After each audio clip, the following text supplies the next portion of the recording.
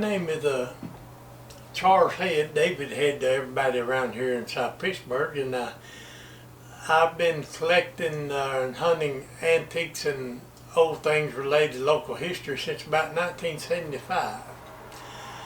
I probably had 2 or 3 lodge items over the last 30 years, but around 8 years ago I decided to devote a portion of my collecting to lodge cast iron.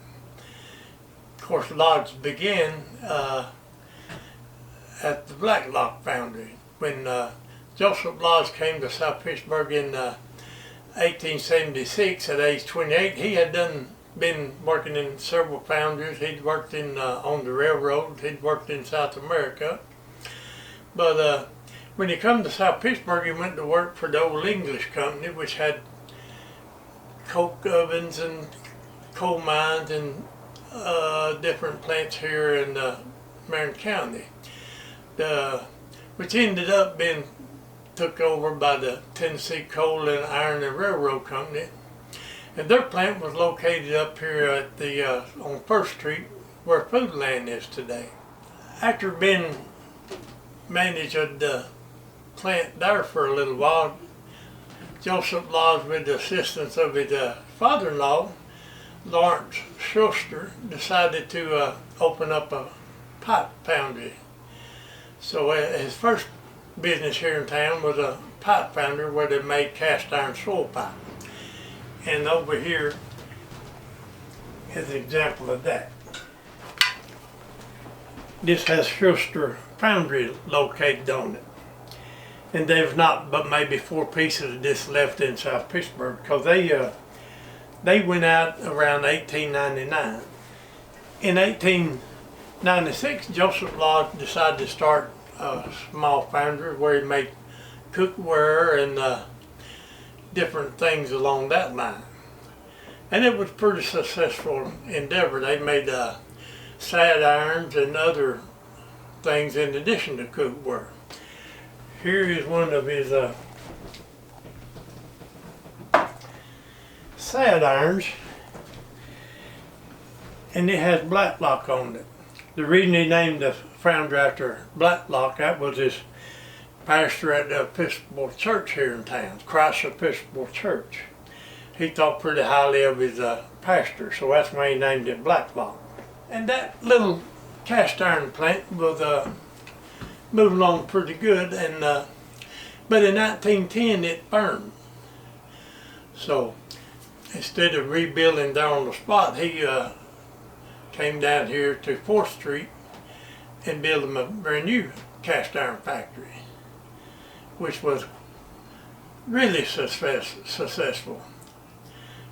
They made cookware, they made waffle irons such as this, they made grills, and as time evolved, of course, the Great Depression hit, and nobody was buying cookware. So in order to keep his plant open and employees with something to do, he decided that they'd go into making gnomes and doorstops and that kind of stuff. And here is one of the doorstops. This is a German Shepherd. This is one of the harder to find lodge doorstops. It was during that time that they enameled a few pieces, like this Lodge number 3 skillet. This is another example of one of the pieces of cookware that Lodge enameled back in the day. I suspect that this enameling took place in the 1930s when they was making doorstops and putting enamel on them. Of course, as time evolved and Joseph Lodge passed away, his son took over the plant along with some of his son-in-laws, Kellermans. And by the 1950s, they was having so much business that they was having to outsource it to different other foundries. Birmingham Stove and Range Company being one of them. And during that period of time, they also was making these little cast iron ashtrays. In the 1950s, of course, everybody was smoking. It was the hip thing to do. And over, of course, I think they made these up to the 1980s, and there's probably over 100 of them. Some of these are worth upwards of $200 nowadays. When new, they cost 15 cents each. The first piece of cast iron that I got that got me wanting to collect lodge in particular was this doorstop.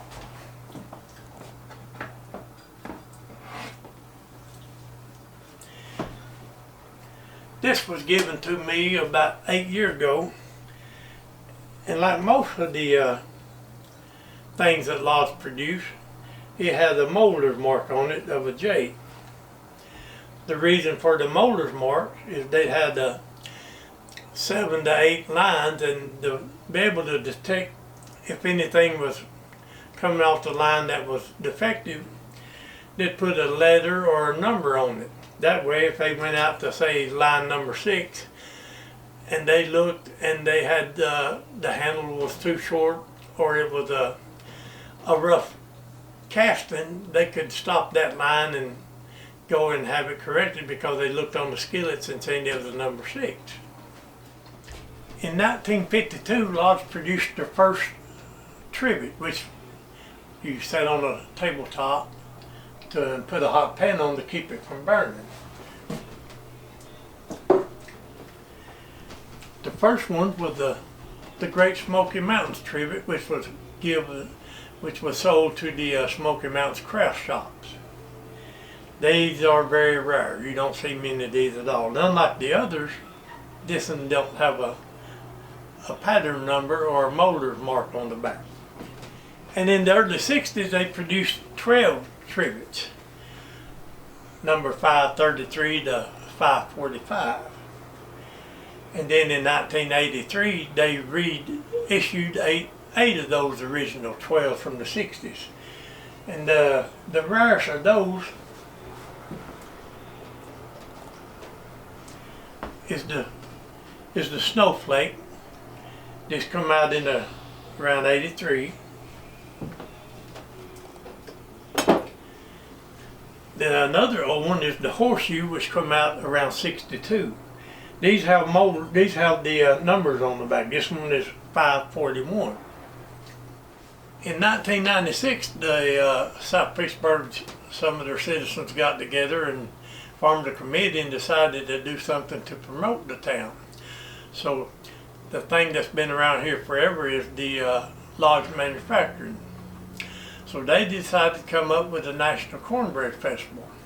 Lodge, in conjunction with the Cornbread Festival, began making a series of National Cornbread skillets, and they still continue today.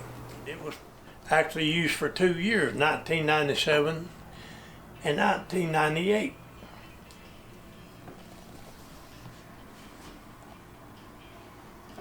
This one from 2008 is actually has the dividers in it for the cornbread. It would be known as a cornbread skillet. These are pretty hard to find. This is a smaller one, probably I think this is a size number 1. It's 2012. The most fabulous one of these is the 2006. They would probably bring $800 and more if you had one that's a small one like this. That's National Cornbread Skillet for 2006. About 4 years ago, I was given the opportunity to go to Mr. Gus Hite's home place and pick up some cast iron and other things that he had.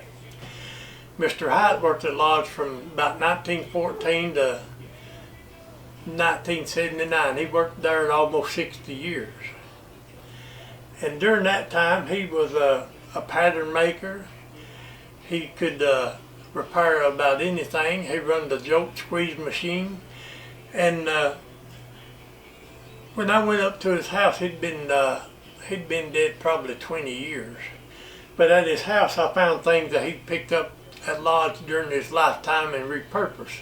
Like this wooden barrel, this was a ferrophosphate, which in this barrel weighed 515 pounds. It was an additive to the raw materials when they made cast iron back in the 1930s. Mr. Gus had been using them for water barrels, I believe. Among some of the things that Mr. Gus had that he had obtained from Lodge is a smoking stand. These were made in the 1930s and are quite unique. One of the more rare pieces of Lodge cast iron. As you can see from this, they made a lot more than skillets. This rabbit also belonged to Mr. Gus. These were made in the 1930s also. The older Lodge doorstops, when they were two pieces, they had two machine screws in them, usually one on the side and one on the neck. This in old terms is known as an English pot. It has 3 legs, a wire bell, and this one, being a small one, was probably used to cook beans in it. This belonged to Miss Novella Hite, Gus's wife. It is a 1/2. This is probably the rarest of all of the Lodge English pots. They made them from a 1/2 up to a 30. This English pot is a number 4. Again, it is a real rare one. It belonged to Ken and Rose Parton. This is a number 6 English pot, all which were made at Lodge. You note the round loop of the handle. This particular pot that came from D. Massey. He had a grocery store here in town for about 70 years, and a gentleman came in and traded that to him for I don't remember what in particular, but he needed something at the store and he traded that pot to D. The larger pots were used to scald hogs in. Then the medium-sized ones you wash clothes in and made lye soap. And of course the small ones like these two on the end was used to cook in. As a fundraiser in the early 60s, Lodge produced the cast iron pirate plates, as you can see there. Similar license plates, but only smaller. And at some point they made 2 different size clocks of number 8 and the number 5. You'd have to order the internal components to make your clock, but those were probably from the 60s and 70s. Lodge continues to expand as we stand here today. They have opened up an enameling plant. After a 50-year hiatus, they begin enameling cookware again. So we expect now that they have 2 plants that they will be productive and doing good for another 50, maybe even 75 or another 100 years.